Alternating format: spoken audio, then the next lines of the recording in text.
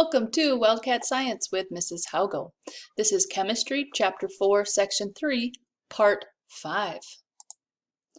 So we are talking about physical and chemical change, and specifically some chemical reactions in the lab, and we're talking about reactions that involve water.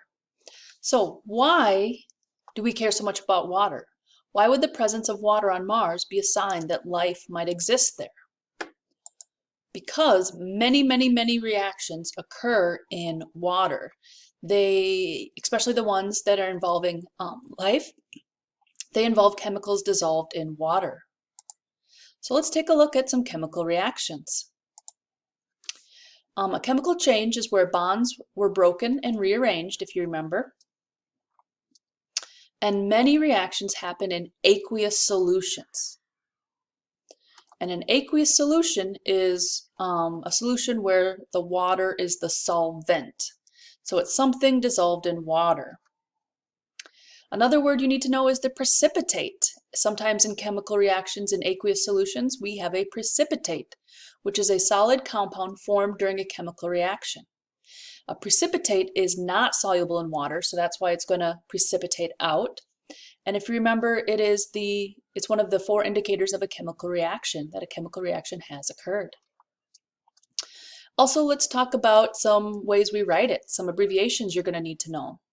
And remember, RXN is an abbreviation for reaction. Okay, S stands for solid, L stands for liquid, G stands for gas, and AQ stands for aqueous. This is often confused with liquid, but it is not liquid. It is a solid mixed into water. It's not that chemical in liquid form.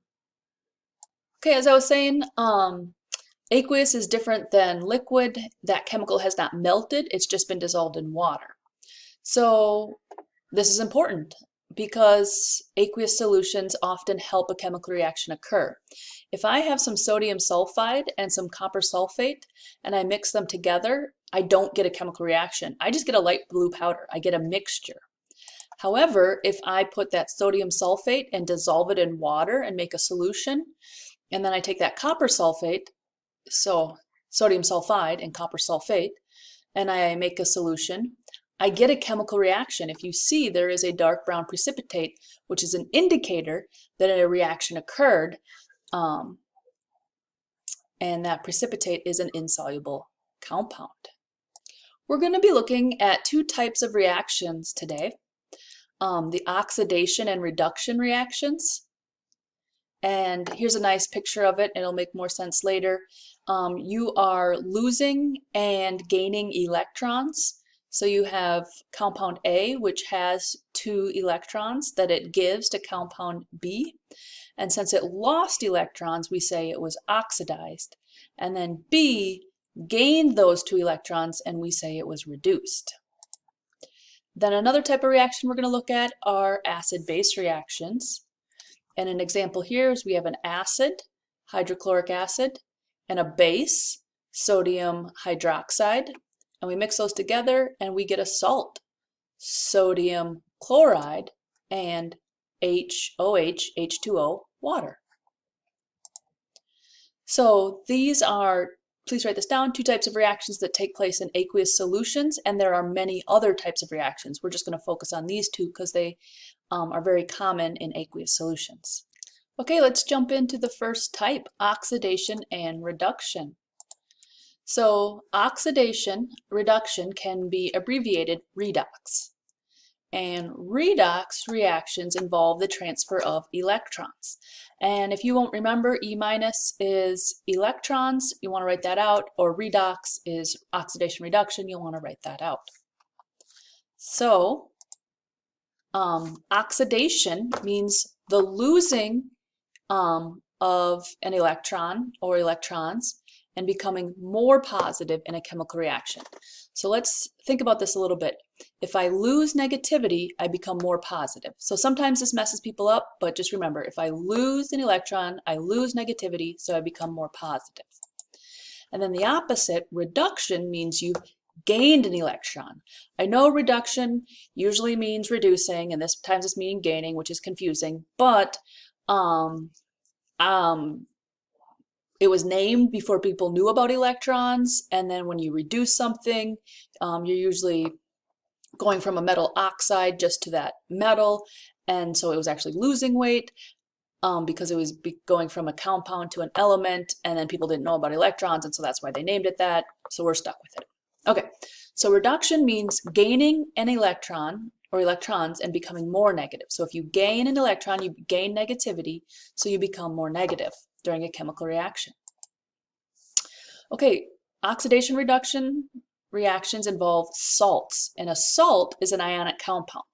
So it could be table salt, sodium chloride, but there are so many others. Potassium chloride, sodium nitrate, sodium oxide, so many different ionic compounds. And these ionic compounds, when you dissolve in water, will break apart into their ions, a positive and a negative. So like a metal and a nonmetal, a positive metal and a negative nonmetal.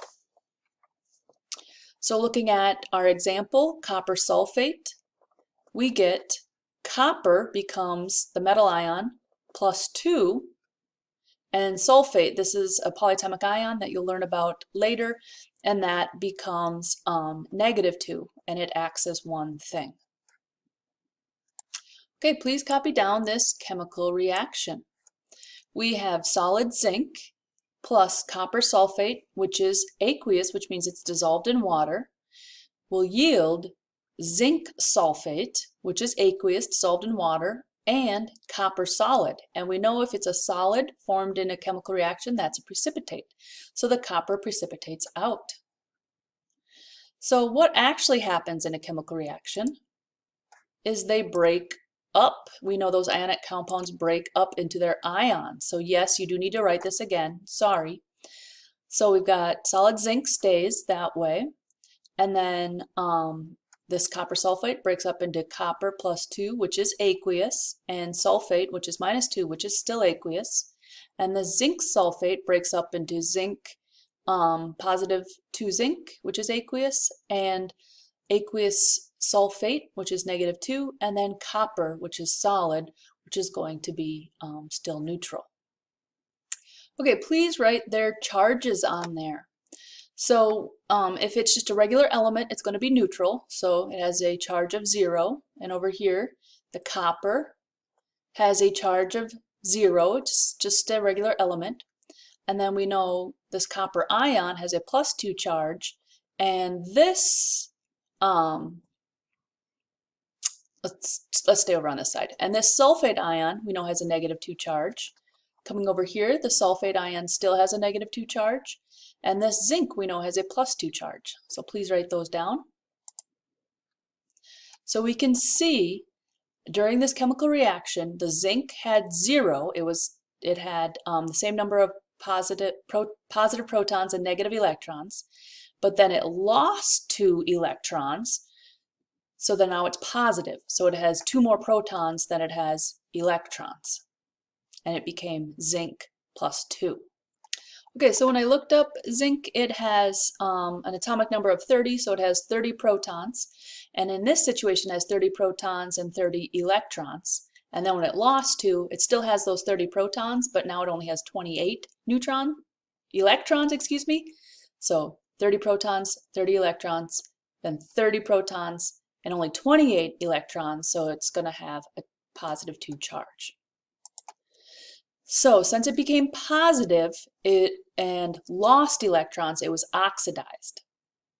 When it loses electrons, it becomes oxidized.